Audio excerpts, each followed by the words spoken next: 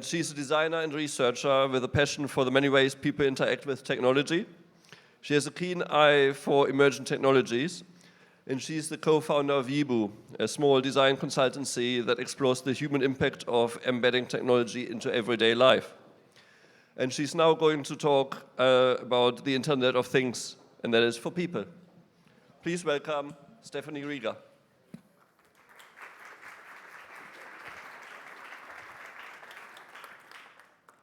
Good afternoon. I'm so happy to be here. It's been really nice weather despite the wind and the fog. And thanks everyone for coming. So my name is Stephanie, and I've spent the past 10 years or so talking about mobile, primarily talking about the fact that mobile was not so much about devices, but it was about people.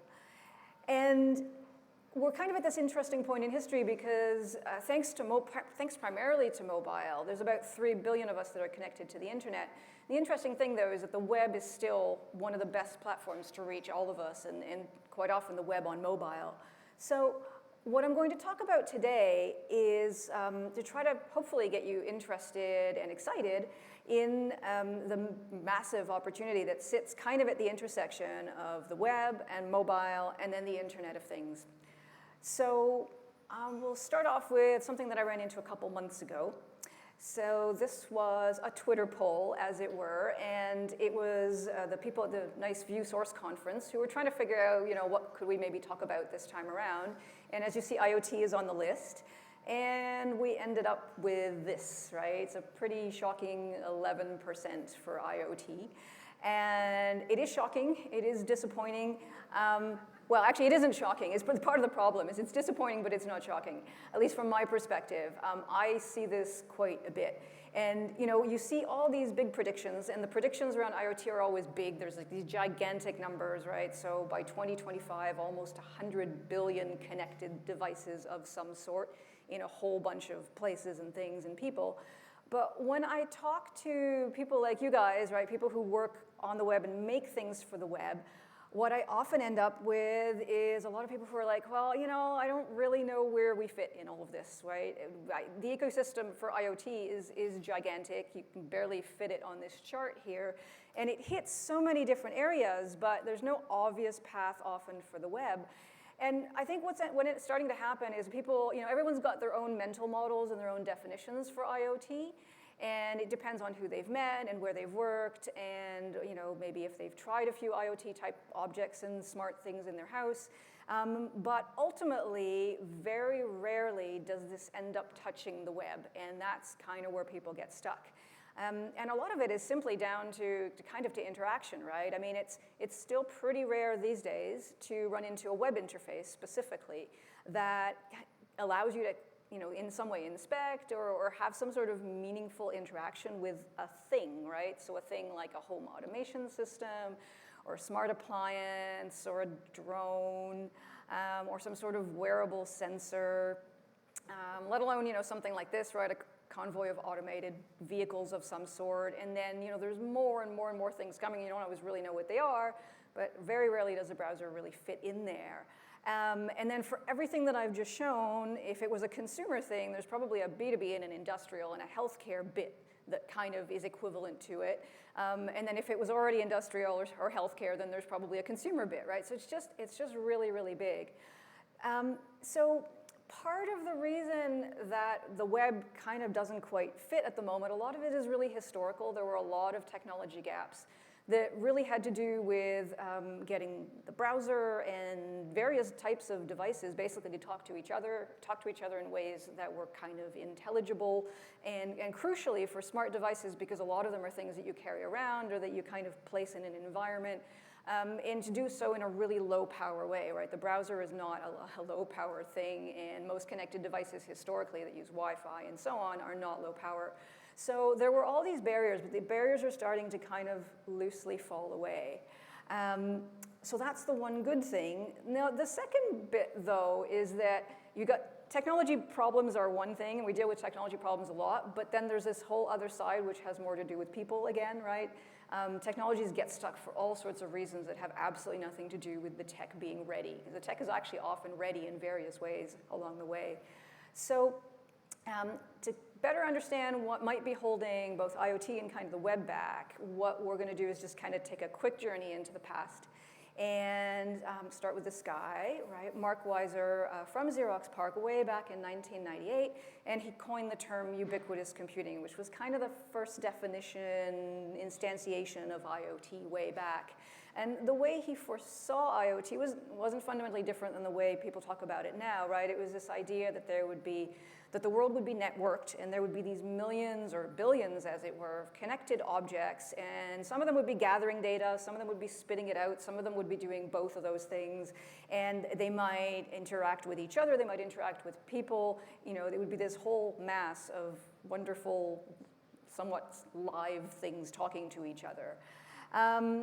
And as soon as you start talking about things again, it's really easy to fixate on things and fixate on devices and think, oh, well, the devices are going to do this and the devices are going to do that. But ultimately, ubiquitous computing, even back in Mark Weiser's day, the general idea was that it should actually kind of be around people, right? That was the whole reason for it. And this quote from Mark I've always really liked. He said, ubiquitous computing is roughly the opposite of virtual reality, which is kind of a weird comparison, but it does work. Whereas virtual reality puts people inside the computer-generated world, ubiquitous computing, it kind of forces the computer to live out in the world with people. And I love the word force, because in some ways right now we have tension on both sides. It feels like we're forcing it and it's forcing us, right? So there were some early experiments with IoT, and they're pretty crude by today's standards, but they're kind of interesting to look at because you can see fragments of where we're at today. So we're just going to go through a couple of those. The very first one was a toaster. It's always a connected toaster somewhere, it seems.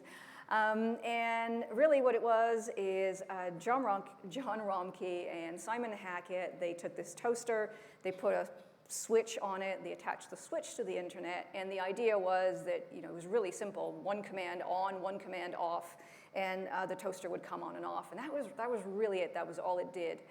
And if you wanted darker toast, you just left it on a bit longer. That was literally it, right? But it was a pretty big accomplishment at that point. This was still 1990. I mean, this was quite a while ago. Now, just a year after that, we had a coffee pot. And this was a coffee pot that was sitting in a room called the Trojan Room. It sounds kind of ominous, but the room was simply called the Trojan Room, and the coffee pot was in it. It's at the University of Cambridge, and so it was a communal coffee pot. And the problem people had is they would often walk down to where the coffee pot was, and it would be empty, which is is a problem that remains to this day. It's more about people than devices. So what they did is they put a camera on the coffee pot, and they had it generate a photo on very regular intervals. And then that went over the internet, and people at their workstations could basically just kind of glance over and see what was the status of the coffee pot and decide, do I want to get up and go and walk over? And so that was in 1991. Now, the very last one I want to talk about was a completely different thing, far less mechanical looking. And it was artist Natalie Jeremienko, and what she did was, it was kind of more of an experimental kind of an art piece. And what she had was a big, long piece of kind of plastic. They tend to refer to it as plastic spaghetti. I'm not quite sure what that is, but you can imagine kind of what it might have looked like. And there was a motor on the end, and then they strung it up in the ceiling. And what the motor did is it was connected to the internet, and it monitored network traffic. So if there was a lot of traffic going through the building, then the motor would spin really, really fast, and then the string would start kind of flailing around. And again, it was kind of a glanceable thing, kind of an ambient representation where you could kind of be sitting at your desk working, and you would see this thing flicker, and you'd think, there's a lot of people using the internet right now. And, and then if it was quiet, it might just kind of flicker a little bit or twitch or so on.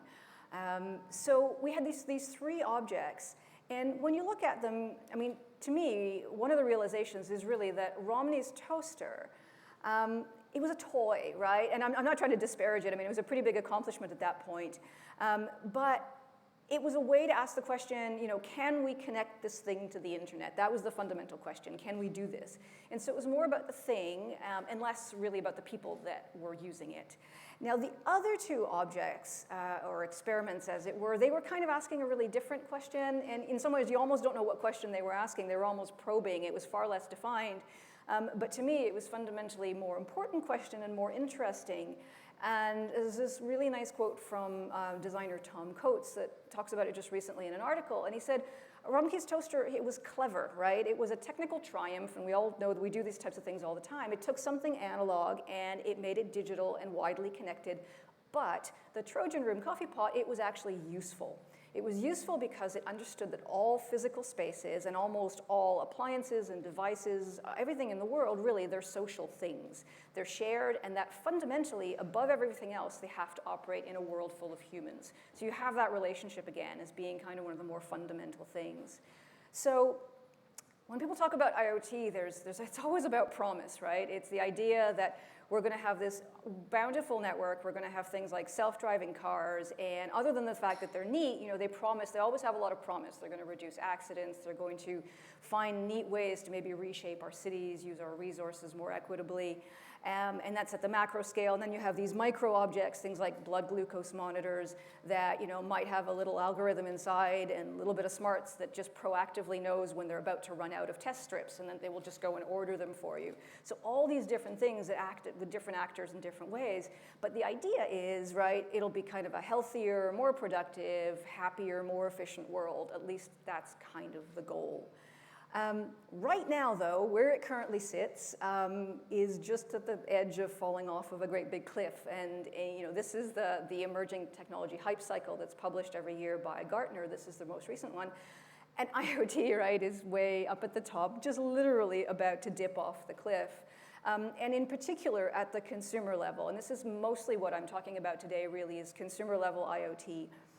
Because when it comes right down to it, it's actually pretty easy to understand where in more industrial types of IoT and things like healthcare, those are a lot easier to you kind of look at them and you say, okay, well, I get it. I get why a warehouse might want some robots to help carry really heavy things and reduce, the opportunity for accidents and help work with the other humans in the warehouse, or why you've got these big mines in Australia and they might have a fleet of automated trucks. Again, from a health and welfare and productivity point of view, you can kind of see it, you can understand where it fits in pretty easily. And then the consumer stuff, well, the consumer stuff, we're kind of back a little bit at the toaster analogy again, right? It's not always clear.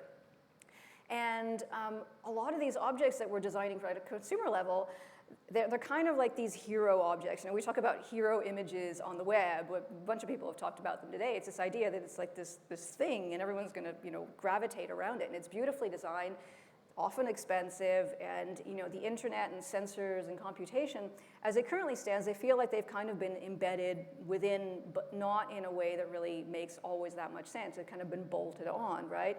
And so what you end up with are objects that often they're also designed for a very long-term relationship with people. This is actually a smart toilet, right? And the whole idea is that it'll help monitor your health, it'll do all this stuff. But the idea is you're going to have this long-term relationship with it. And when you look at consumer-level IoT objects, they all seem to be about bounding kind of humans to the thing, creating that relationship.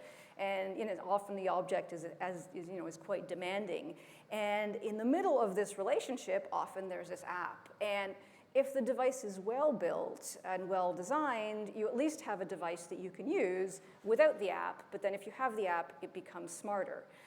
If it's not very well designed, more often than not, unfortunately, you sometimes have devices where without the app, you can actually do nothing, right? So these devices are all a little bit different, but they tend to create this relationship, and it's not always terribly comfortable. And the smarts are the thing that you're basically, you have to do all these steps to get this extra smarts. So while the toaster and many of today's IoT objects, they are undeniably of the internet, right? You can't deny that there's that connectivity, there's that smarts. But when you think of the dangling string and the coffee pot, right, they feel more fundamentally, to me at least, they feel more of the web. And by this, I don't mean the technologies that are used, but it's more the values that they represent and then the opportunities that they enable for people who use them, right? And so when you think about the opportunities, these are the types of things that we're really used to seeing on the web, right? The idea that it's immediate, it's inclusive, it's highly user-driven, but there's an element of serendipity. You can start one place, end up somewhere else. You're not being kind of taken by the hand somewhere. It's up to you, and you can engage with it as long as you want, and it's generally unobtrusive. Like, there's all these characteristics that we very much understand as being web-like. And what I'm not suggesting is that all these IoT products right now don't necessarily espouse these values, but one thing that is usually fairly clear is that you actually kind of get these for free when you use the web, right? Because it's built into the very nature of it. You get all these benefits often without that much extra fuss. And so as it happens, there's a bunch of technologies, quite a few, that are now starting to converge, and that kind of may enable us, or hopefully will enable us, to embed some of these values into the way that we think about IoT and the way we build things for IoT. So, talk about a few of these, along with some of the other new standards and things that are coming up. So the first one that I'd like to talk about is the physical web. Now, the physical web is actually a really brutally simple thing, but you can do massive amounts with it. So what it really is at first glance is it enables you to see a list of URLs that are being broadcast throughout a space, right? And that is the most of what it does. And I've included a QR code here if you want to, at some point, get some more information. I mean, you could easily spend hours just talking about the physical web, despite how simple it is. But I'm going to run you through a little bit how it works, just to get an idea of what the value proposition is and why it fits in this scenario, right? So it basically has two parts. One is a beacon, right, which is the thing that broadcasts that URL that people will receive. And then the other side is the browser. And that's, one of the things that's wonderful about it is it is just a browser. It's sometimes referred to as a scanner because what the browser is doing is it's actively scanning the space. And once it finds a URL, it grabs it, it retrieves it, and then it displays it in a list. And the physical web spec is open source, and that is the beacons as well as the scanner, right? The whole thing is open source. Now, if you think about the beacons today, this is generally what they look like. From a conceptual point of view, basically they're an object. They can be about the size of my fist, or they can be much, much smaller, the size of a large coin. And so it's a physical thing. The idea is that you stick it on your wall, and it will broadcast intermittently. And inside is a Bluetooth radio and as well a power source of some sort. And the Bluetooth radio, what it does is it uses a newer part of Bluetooth, not the same one that you might necessarily have in your Mac, but it's the newer spec called Bluetooth Low Energy. And the whole idea here is it broadcasts using really tiny amounts of energy, just sips power, which means you can put one of these batteries in it with just a little coin battery, and it can just sit there on a wall for 2 years, 3 years. It can sit there for quite a while. And all it's just doing is intermittently broadcasting. And so the beacons themselves, they all have different looks, and they also sometimes have different features as well, but fundamentally that's really all they do is they just broadcast. Now, what's interesting though is that right now, even though they've started that way, they've started as this physical thing you're going to stick on a wall, in the future, the ability to broadcast these URLs will most likely be embedded in all sorts of things. And part of the reason is just that it's actually quite simple to do now that the specification exists, right? Because really, again, what you need is you need a Bluetooth radio and a power source, and there's all sorts of things around us that increasingly have that. A television has it. A lot of objects in this room probably do. And then what's missing, the bit that's missing, is just the ability to know how to broadcast with the appropriate spec. So you can start to imagine things all over the place starting to have this ability to broadcast, from something like a computer to something that might even otherwise have been inert in the past, like a sofa, and it might now have a little beacon on the inside of it that just does this. And the beacon's job, again, all it does is broadcast.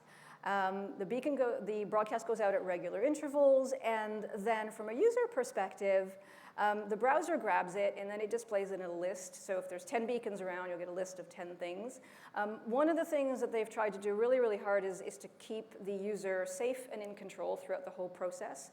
So the user has to request this interaction. It's like the browser right now, right? If you don't want to interact with your browser, you just don't use it, right? It never calls out to you and starts nagging at you to do stuff. So this isn't a naggy technology that's going to bother you and kind of push things at you. You basically, just the way right now, you might say, okay, I want to search for something. Well, now it would be, I want to search in the space and see what's around me. So the user requests it. And the technology is also designed to be quite private. So what the browser does is when the beacon broadcasts, the browser actually grabs that link and it sends it up to the internet where a proxy goes and follows a link and just makes sure, A, it's not spam, B, it does some optimization to try to figure out, well, you know, is this a site that we've seen before? What other information do we know about it? And then really crucially, it also keeps the user kind of hidden until the user sees that list and says, okay, I want to interact with one of these things.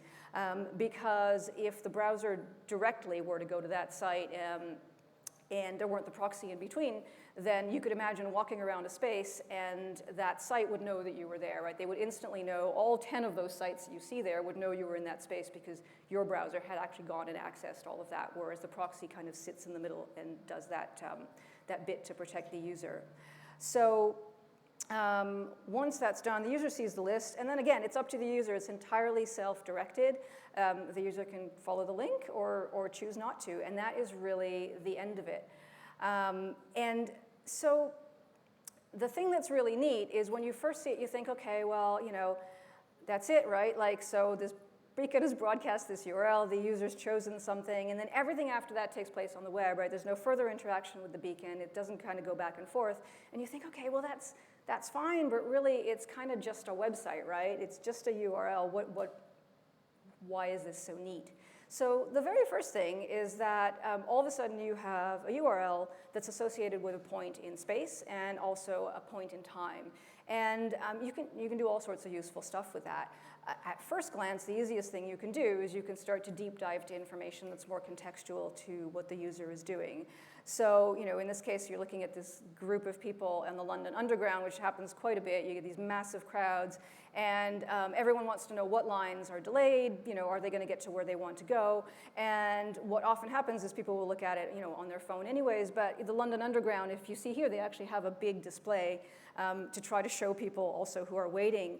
And as it currently stands, if you know, there's out of those 100 people, you might have 3 people who see that sign, right? So just getting that information a little bit closer to people from wherever they are is already interesting. But it really gets more interesting when you start to think of it in terms of how the web actually normally works, right? Is that it's extensible. And so the idea is that you start with this really basic thing, which is just simply discover URLs in a space. And then you start to layer technologies over top to make it progressively more and more useful.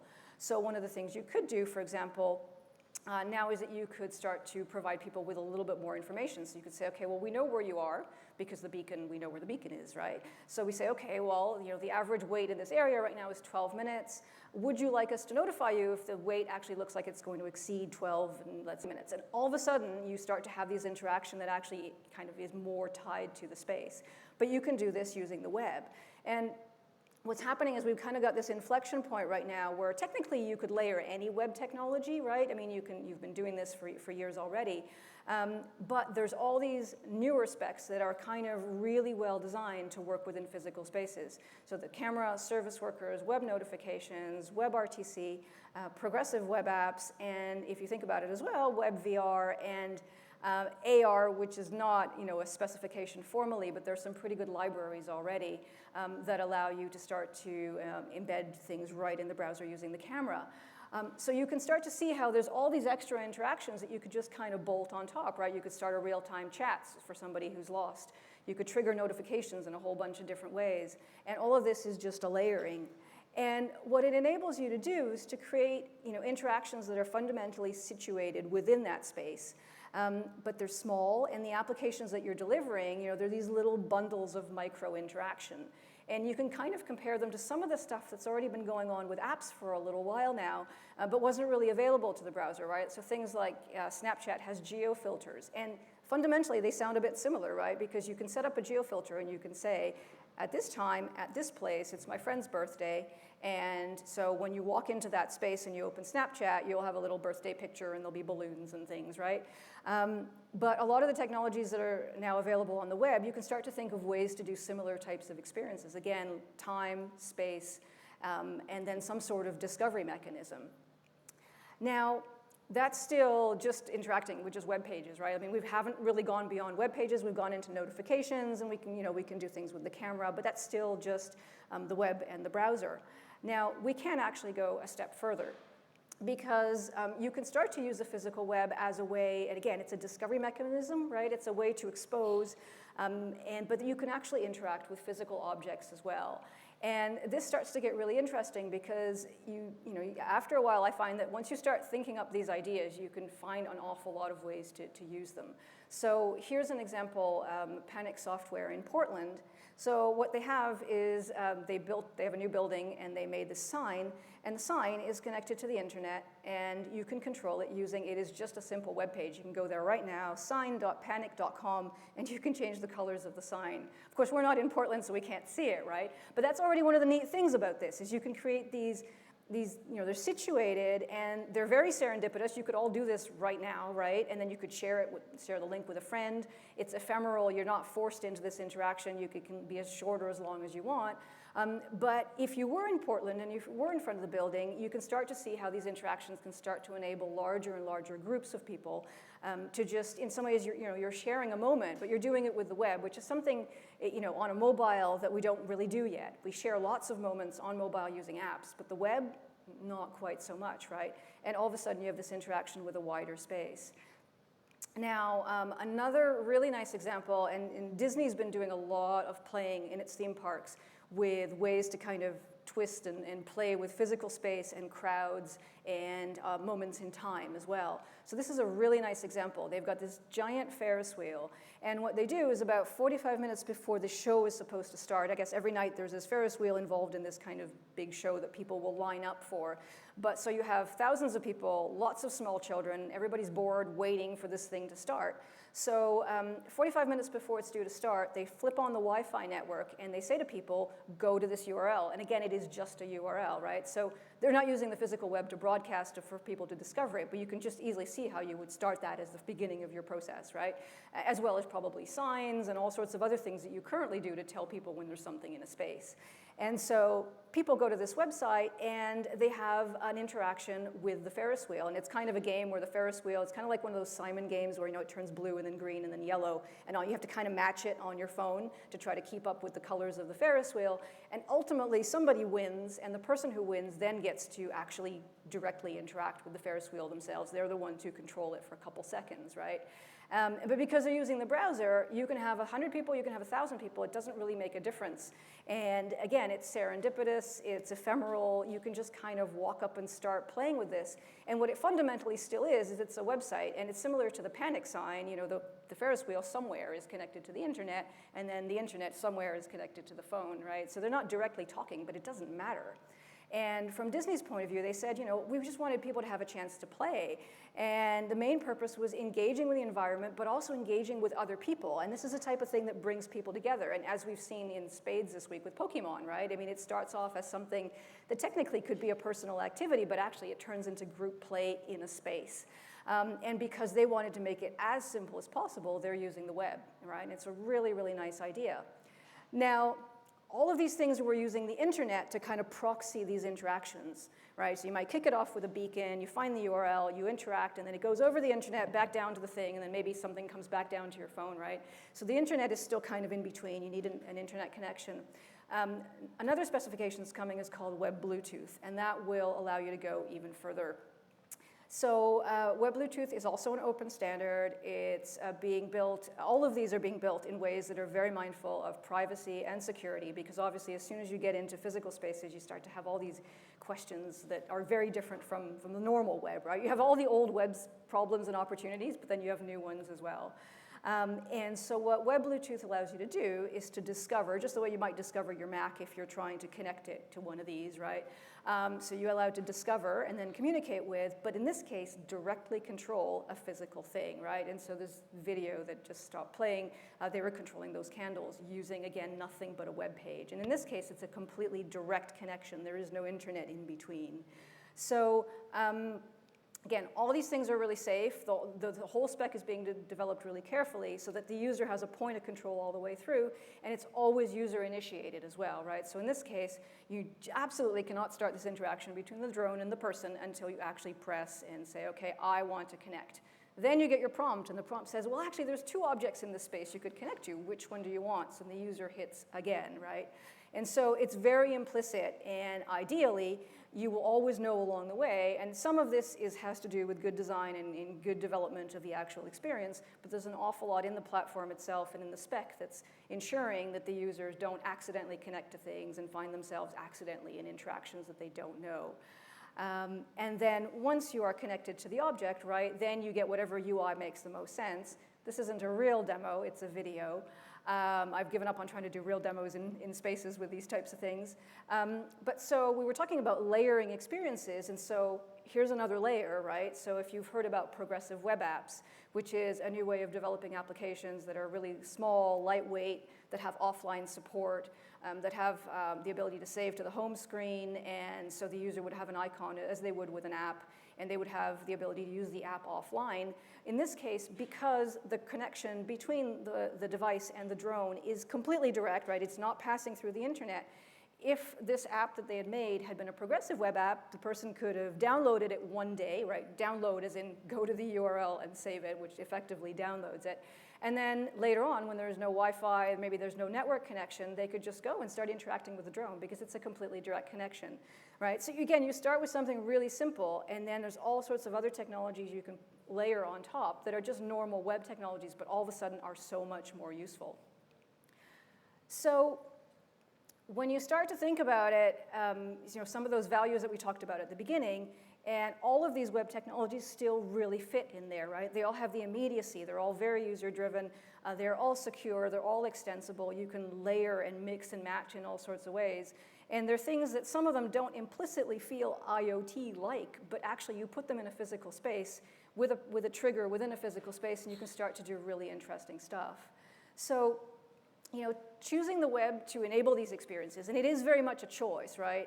There's all sorts of opportunities to do this with apps, but once you choose the web, first thing it does is it totally expands the possibility space for IoT. It enables you to have an object that anybody in this room could interact with, or a big poster, or all sorts of things that you could do, but all of you would have equal access to it in the sense that it is just a URL, right? But so it doesn't just extend that possibility space, it also kind of compels us to rethink the way we think about the web, the shape of it itself, right? Because at the very essence, when we first started with websites, they were destinations, and we often still have this destination mentality with websites, is this idea that we want to get people there. We ideally kind of want to keep them there, and mobile has created a lot of tensions with that, and we're starting to have more of an idea that maybe we have to let people kind of get to our site on their own, and if they want to leave, and find all sorts of opportunities to put the content also in different areas. But this kind of adds to that even further, right? Is in some ways getting away from the idea of one monolithic destination and starting to think about much smaller, nonlinear, distributed, and much more serendipitously discoverable experiences that you just kind of dot around the world, and you put those all together in whatever shape and way a user might experience them, and they become the experience rather than, again, a thing with an architecture that you hope but somebody will take the path through that you might have kind of wanted that they would, right? So if you get a chance to look at this video, all the links are in the presentation. The presentation is already on SlideShare. This is nothing to do with the web, but it's really, really neat.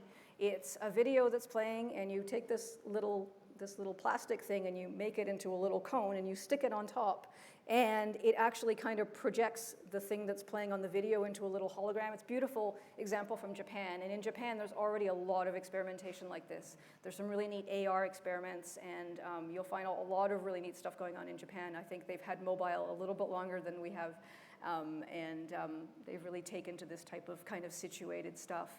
So I will leave you with one request before I go. If you have a chance, please start today, right? Take some time and get to know some of these new technologies. And start to think of ways that you can maybe enable pathways between the web and the physical world. And not just because they're neat and cool and so on. It's actually, the Internet of Things is moving very, very quickly. By 2018, there's already going to be more of these connected things than mobile devices, and there's already an awful lot of mobile devices. And what's happening really is that a lot of these things, a lot of these kind of business models and the ideas around these technologies, they're being built right now without too much of the conversation from the people in this room, right? And all of these products that people are coming up with, they don't just define our relationship with spaces, right? As we've seen with Pokemon, I mean, Pokemon has been kind of amazing because in the space of a couple days, we've seen all these effects that we hadn't seen so far. There's been all these questions about kind of ethics and are you allowed to put a pokey thing in somebody's house? And, all these things are kind of coming up, right? And so it really shifts our relationship with spaces, but ultimately, because these are products that are being developed and that are, things that we're going to interact with from a long-term perspective, what they'll often do is also define the way that we live our lives in the future. The more and more of them are around us. And often, we won't even really know they're there. And I'm not trying to be kind of dramatic. It's just, that is the beacon that we were looking at earlier, that green one. This is the new chip that does everything that beacon does, right? These objects will be smaller and smaller. They'll be embedded in our environment, and some of that will be good. And then there'll be other cases where, in some ways, we don't really know why they're there. We can't necessarily control them, and we certainly don't always completely understand what they do. And this is kind of becoming a reality of just having all this stuff around us. But so we need all these different voices, right? So choosing the web as a material to explore the ways that you can kind of blend the physical and the virtual, it doesn't just enable us to create new experiences, but it also enables all of us to start challenging some of the existing narratives that are developing around IoT and start to take kind of a step towards a future where hopefully the web's values will be baked into IoT. And when we think about IoT, we'll be more thinking about things like this, right? Inclusiveness, something that's ephemeral, shareable, universal, all the things that we've known and loved about the web. So I'll leave you with one last quote from Ursula Le Guin, the science fiction author, which is that technology is the active human interface with the material world. Yeah, thanks you very much for your time.